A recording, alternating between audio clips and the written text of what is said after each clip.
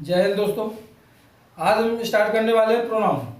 Pronoun के मैंने भाग के बारे में आपको बता दिया था बहुत अच्छी तरह से। और वीडियो को स्टार्ट करने से पहले मैं आपको एक चीज़ बता दूं कि आप वीडियो को ज़्यादा शेयर किया करें, सब्सक्राइब किया करें और बेल आइकन की घंटी जरूर दबाया करें ताकि नोटिफिकेशन आपके पास पर्याप्त तरीके से पहुंच सके। तो आइए स्टार्ट करते हैं हम प्रोनाउन। प्रोनाउन के अंतर्गत सबसे पहला है हमारा पर्सनल प्रोनाउन। कौन सा है? Personal pronoun. शायद आपको ये दिख नहीं रहा होगा लेकिन मैं बोल दे रहा हूँ। तो पर्सनल प्रोनाउन है, ये क्या है? Personal pronoun. तो पर्सनल प्रोनाउन की ये परिभाषा है। परिभाषा मैंने यहाँ लिख दी है और परिभाषा को बहुत अच्छी तरीके से हम पढ़ेंगे और अच्छी तरीके से समझेंगे। तो आइए स्टार्ट करते हैं। तो ये इंग्लिश ग्रामर चल रही है। ये जो मैं इंग्लिश ग्रामर पढ़ा रहा हूँ आपके UP TET, C TET, S TET all exam के लिए बहुत ज़्यादा इम्पोर्टेंट और बहुत ही ज़्यादा महत्वपूर्ण होने वाले हैं। तो आप वीडियो को ज़्यादा से ज़्यादा शेयर किया करें, सब्सक्राइब किया करें। तो आइए स्टार्ट करते हैं। परिभाषा क्या कह रही है इसकी? पर्सनल प्रोनाउन क्या है, इसकी परिभाषा के बारे में क्या है? देखो, जिस प्रोनाउन का प्रयोग वाक्य में सब्जेक्ट के रूप में, जब वाक्य हो उस वाक्य में सब्जेक्ट के रूप में या ऑब्जेक्ट के रूप में या दूसरी वस्तुओं की निकटता या संबंध बताने के लिए किया जाता है। दूसरी व्यक्तियों की निकटता या वस्तुओं की निकटता या संबंध बताने के लिए किया जाता है, उसे क्या कहते हैं? हम उसे पर्सनल प्रोनाउन कहते हैं। पर्सनल प्रोनाउन हमारे 3 प्रकार के होते हैं और वो होते हैं हमारे first person, second person, third person. मैंने यहाँ लिखा नहीं, मैंने डायरेक्ट इन सबको लिख दिया है। इन्हीं में ही होते हैं, इन्हीं में होता है फर्स्ट पर्सन, इन्हीं में होता है सेकंड पर्सन, इसी में होता है थर्ड पर्सन। तो जिस प्रोनाउन का प्रयोग सब्जेक्ट के रूप में, ऑब्जेक्ट के रूप में या दूसरी वस्तुओं की निकटता, इस संबंध बताने के रूप में अगर किया जाता है तो उसे क्या कहते हैं? पर्सनल प्रोनाउन कहते हैं। क्या कहते हैं? पर्सनल प्रोनाउन कहते हैं। ये जो पर्सनल प्रोनाउन है कहते हैं। तो ये इसका मैंने बोलिए एग्जाम्पल है I, we, you, he, she, it, they, my, me, your. ये सारे क्या है? आपके पर्सनल प्रोनाउन के एग्जाम्पल हैं और इन्हीं में आपके होते हैं first person, second person, third person. तो मैंने ये लिखे नहीं है फर्स्ट पर्सन, सेकंड पर्सन और थर्ड पर्सन, मैंने डायरेक्ट इन सबको ऐसे ही लिख दिया है ताकि आप ज़्यादा कंफ्यूज ना रहे कि first person, second person, third person क्या क्या है ये। तो first person, second person, third person को मैं बाद में आपको बताऊंगा। फिलहाल हम इसी के बारे में आज जान लेते हैं अच्छी तरीके से। इसका नियम नंबर पहला है यदि, नियम नंबर पहला है और वो कह रहा है कि यदि कोई भी प्रोनाउन हो, यदि कोई प्रोनाउन किसी वर्ब के सब्जेक्ट के रूप में, किसके रूप में? सब्जेक्ट के रूप में प्रयोग किए गए हों। अगर कोई प्रोनाउन है किसी वर्ब के सब्जेक्ट के रूप में, वर्ब को सब्जेक्ट के रूप में प्रयोग किया गया हो, उसे क्या कहते हैं? हम नॉमिनेटिव केस में रखते हैं। किस में रखते हैं? नॉमिनेटिव केस में रखते हैं। तो ये आपको ध्यान देना है। इसकी एक टेबल होती है, उस टेबल को मैं आपको बना के दिखाऊंगा क्योंकि इसमें आ नहीं पाती, इसलिए मैंने वो टेबल बनाई नहीं है। अगर वो टेबल में बना देता तो ये नहीं आ पाता, तो कोई एक रखना पड़ेगा। मैंने आज इसको रख लिया है, कल मैं आपको टेबल रखूंगा और टेबल के बारे में आपको बहुत अच्छी तरीके से समझाऊंगा। तो यदि कोई प्रोनाउन किसी वर्ब के सब्जेक्ट के रूप में प्रयोग किए गए हो उसे क्या कहते हैं? नॉमिनेटिव केस में रखते हैं। ठीक, जैसे her went to Delhi by train. Her went to Delhi by train. तो ये जो हर है, इस हर का नॉमिनेटिव क्या होता है? हर का नॉमिनेटिव होता है सी। तो इसलिए ये हमारा जो वाक्य है कैसा है? गलत है। कैसा है? गलत है। हर की जगह क्या करते हैं? हर का नॉमिनेटिव होता है सी। तो इस यहाँ सही क्या हो जाएगा? She went to Delhi by train. क्या होगा? She went to Delhi by train. ये आपका नॉमिनेटिव हो जाएगा सी। किसका? हर का। हर का नॉमिनेटिव क्या होगा? सी। इसको जान लो अच्छी तरीके से। नियम नंबर 2 पर चलते हैं। यदि कोई प्रोनाउन किसी वर्ब के ऑब्जेक्ट के रूप में, या किसके रूप में था? सब्जेक्ट के रूप में था और यहाँ किसके रूप में? ऑब्जेक्ट के रूप में। तो ऑब्जेक्ट के रूप में किए गए हों, ऑब्जेक्ट के रूप में प्रयोग किए गए हो तो उन्हें क्या कहते हैं, उन्हें कहते हैं ऑब्जेक्ट, उन्हें ऑब्जेक्टिव केस में रखते हैं। उन्हें कहाँ रखते हैं, उन्हें कहा रखते हैं ऑब्जेक्टिव केस में रखते हैं। इसको नॉमिनेटिव केस में रखा जाता था और इसको ऑब्जेक्टिव केस में रखा जाएगा। किस केस में, ऑब्जेक्टिव केस में रखा जाएगा। एग्जांपल देख लेते हैं। इसके एग्जांपल क्या है, एग्जांपल सी लव्स ही, तो ऑब्जेक्टिव केस है तो ही का ऑब्जेक्टिव क्या हुआ, हिम। ही का ऑब्जेक्टिव क्या होता है, हिम होता है। तो यहाँ हम ही की जगह क्या कर देंगे, हिम कर देंगे।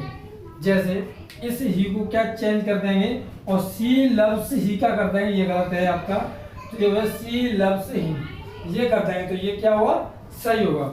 यानी आपको बस ये देखना है कि कौन से प्रोनाउन को किस केस में रखना है। तो आइए स्टार्ट करते हैं।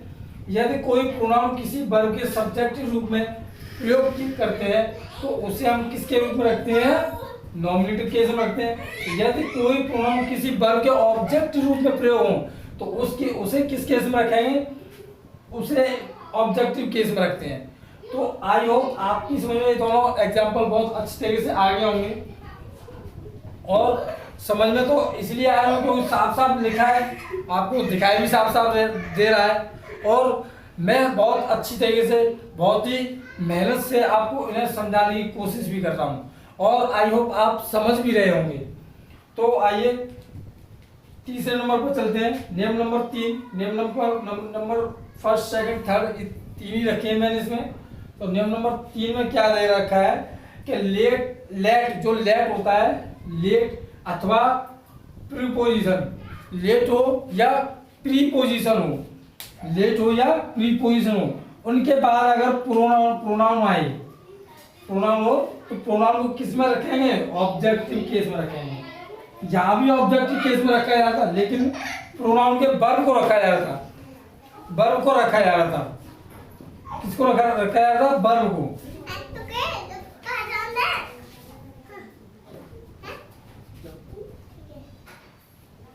तो किस केस में रखेंगे, ऑब्जेक्टिव केस में रखा जाता है। तो आइए देखते हैं। जैसे let he do this work, यहाँ जो ही है, ही का क्या होगा, ही का क्या हो जाएगा, ही का क्या हो जाएगा, यहाँ ही लेट अथवा किसी प्रोनाउन के बाद प्रोनाउन होगा तो ऑब्जेक्टिव केस में रखें तो ही का क्या हो जाएगा, हिम हो जाएगा। क्या हो जाएगा, हिम। तो ये आपका गलत रहेगा और ये आपका सही रहेगा। तो जिस ऑब्जेक्टिव में रखा जाए, जिस भी केस में रखा जाए, नॉमिनेटिव केस, ऑब्जेक्टिव केस, यहाँ भी ऑब्जेक्टिव केस है, तो इसको रखा जाएगा तो क्या होगा, ही को चेंज कर दिया जाएगा हिम में। तो ये था let he do this work, तो ही को किस में करना है, हिम। तो let him do this work ऐसे हो जाएगा। तो इसका दूसरा एग्जांपल क्या है, let you and I solve the question. तो जो आई है, आई का ऑब्जेक्टिव केस क्या होता है, आई का ऑब्जेक्टिव केस होता है मी, आई का क्या होता है, मी। तो यहाँ late you and I solve the question, तो ये कैसा हो जाएगा आपका, गलत। तो late you and me solve the question, ये कैसा हो जाएगा आपका, राइट। तो ये आपकी समझ में बहुत अच्छी तरीके से आ रहा होगा और इनको मैंने आपको ऐसे समझाया है कि आपकी समझ बहुत अच्छी तरीके से आ रहा है। इनको क्या करेंगे हम, एक बार और रिवाइज करेंगे। आप देखो, आप सिर्फ और सिर्फ विश्वास करके पढ़िए। मैं आपको विश्वास दिलाता हूँ UP TET, C TET, S TET and all exam में अगर आप जैसे मैं पढ़ा रहा हूँ, अगर आप वैसे ही अगर इनको याद करते जाएं, मैं वैसे तो पढ़ाई ऐसे रहा हूँ कि आपको याद सा ही हो रहा होगा, अगर ऐसे ही अगर आप थोड़ी सी मेहनत और कर ले, 1-2 बार वीडियो को देखें तो आपकी समझ में बहुत अच्छी तरीके से आ जाएगा। समझ में क्या, आपको याद ही हो जाएगा। उस तरीके से मैं आपको पढ़ा रहा हूँ। मैं चाहता हूँ कि अगले यूपी टेट में आप क्वालिफाई ही नहीं, अच्छे नंबरों से पास हों। UP TET, C TET, S TET कोई भी एग्जाम हो उनमें अच्छे नंबर ला सकें। इसीलिए मैंने ये YouTube channel RS study classes आपके लिए बनाया है। तो इस चैनल पर विजिट कीजिए और पढ़िए और देखिए कि किस तरीके से पढ़ाया जा रहा है। अगर तरीका अच्छा लगे तो पढ़ो,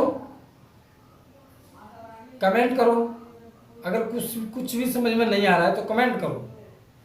कमेंट करने के बाद हमको पता चलेगा कि आपकी समझ में क्या नहीं आ रहा है, तो उसको फिर हम और अच्छी तरीके से समझाएंगे। लेकिन जैसे मैं पढ़ा रहा हूँ वैसे पढ़ते रहिए, आप बेहतरीन नंबर ला सकते हैं UP TET, C TET, S TET में। तो आइए एक बार और इसको रिवाइज और कर लेते हैं। पर्सनल प्रोनाउन का ये पहला पर्सनल प्रोनाउन है, ये प्रोनाउन पढ़ रहे थे। प्रोनाउन में सबसे पहला है पर्सनल प्रोनाउन। तो पर्सनल प्रोनाउन की परिभाषा क्या है? जिस प्रोनाउन का प्रयोग वाक्य में सब्जेक्ट के रूप में, ऑब्जेक्ट के रूप में या दूसरी वस्तु के निकटता की या संबंध के रूप में किया जाए तो उसे क्या कहते हैं? पर्सनल प्रोनाउन कहते हैं। क्या कहते हैं? पर्सनल प्रोनाउन कहते हैं। जब पर्सनल प्रोनाउन तीन प्रकार के होते हैं। मैंने आपको बताया था पर्सनल प्रोनाउन के बारे में कि first person, second person, third person, ये आपके होते हैं। ये मैं आपको कल बताऊंगा, टेबल भी बताऊंगा पूरी अच्छी तरीके से, और प्रोनाउन बताऊंगा कि first person, second person, third person में कौन कौन से इनमें से आते हैं, ये भी बताऊंगा, और टेबल भी बनाऊंगा कल। ये मेरा यही काम रहेगा, क्योंकि टेबल से गलती ये थी कि मुझे यहाँ सबसे पहले टेबल बनानी चाहिए थी, मैंने ये लिख दिया। चलो कोई दिक्कत नहीं है, तो मैं दूसरी क्लास में आपको टेबल सिखाऊंगा। टेबल में बहुत अच्छी तरीके से नॉमिनेटिव क्या होता है, ऑब्जेक्टिव क्या होता है, ये मैं आपको बहुत अच्छी तरीके से, सब्जेक्टिव क्या होता है, तो मैं ये आपको बहुत अच्छी तरीके से समझाऊंगा। तो एक बार और रिवाइज कर लेते हैं इसको। जिस प्रोनाउन का प्रयोग वाक्य में सब्जेक्ट के रूप में या ऑब्जेक्ट के रूप में या दूसरी वस्तुओं की निकटता के रूप में या संबंध बताने के लिए किया जाता है उसे पर्सनल प्रोनाउन कहते हैं। I, we, you, he, she, they, my, me, your, ये चीजें आई। नियम नंबर पहला क्या कह रहा है? यदि कोई प्रोनाउन किसी वर्ब के सब्जेक्ट के रूप में प्रयोग किए गए हों, किसके सब्जेक्ट के रूप में प्रयोग किए गए हों, तो उसे नॉमिनेटिव केस में रखा जाता है। किसमें? नॉमिनेटिव केस में। जैसे her went to Delhi by train, तो जो हर है, हर का नॉमिनेटिव होता है सी। क्या होता है? सी। तो she went to Delhi by train. नियम नंबर 2 क्या कह रहा है आपका? नियम नंबर 2 कह रहा है यदि कोई प्रोनाउन किसी वर्ब के ऑब्जेक्ट के रूप में, यहाँ किसके रूप में? सब्जेक्ट के रूप में, और यहाँ ऑब्जेक्ट के रूप में प्रयोग किए गए हो तो उन्हें क्या कहते हैं? उन्हें किस में रखते हैं? ऑब्जेक्टिव केस में रखते हैं। किस में रखते हैं? ऑब्जेक्टिव केस में रखते हैं। जैसे सी लव्स ही का ऑब्जेक्टिव केस क्या होगा? हिम। तो यहाँ हो जाएगा सी लव्स हिम। ये सही है, ये आपका गलत है। यहाँ भी ये आपका गलत था और ये सही था। नियम नंबर 3 पर देखते हैं। लेट अथवा किसी प्रीपोजिशन, लेट आ जाए या प्रीपोजिशन के बाद प्रोनाउन को ऑब्जेक्टिव केस में रखा जाता है। किसमें? ऑब्जेक्टिव केस में रखा जाता है।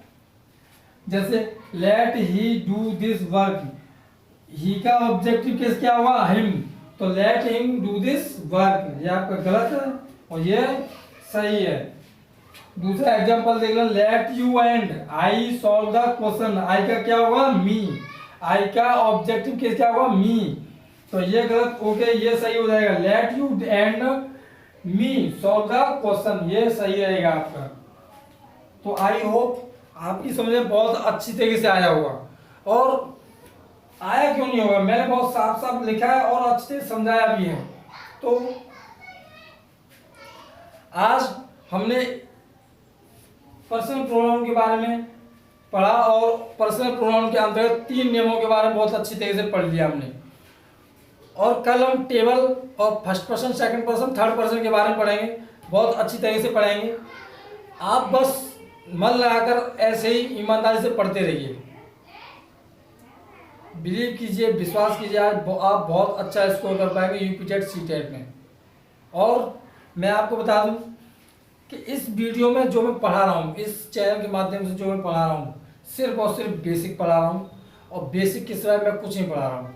ट्रिक वगैरह आपको हम बाद में पढ़ाएंगे, क्योंकि ट्रिक जब भी अच्छी लगती है जब हमें बेसिक आता है अच्छी तरीके से। बेसिक आपको अच्छी तरीके से आएगा तो ट्रिक आराम से बन जाएगी अपने आप। तुम खुद बना सकते हो ट्रिक को। अरे जब बेसिक नहीं आएगा तो ट्रिक कैसे बनेगी? तो इसलिए बेसिक से पढ़ो। और इस चैनल पर हर सब्जेक्ट को बेसिक से पढ़ाया गया है। मैं ग्रामर, व्याकरण, मैथ भी पढ़ा रहा हूँ, आपको बिल्कुल बेसिक से पढ़ा रहा हूँ। तो आज की इस वीडियो को हम यही समाप्त करते हैं। वीडियो को ज़्यादा से ज़्यादा शेयर किया करें, सब्सक्राइब किया करें और बेल आइकन की घंटी जरूर दबाएं और कमेंट जरूर करें कि आपको ये वीडियो हमारा समझाने का तरीका कैसा लगा। Thank you. जय हिंद।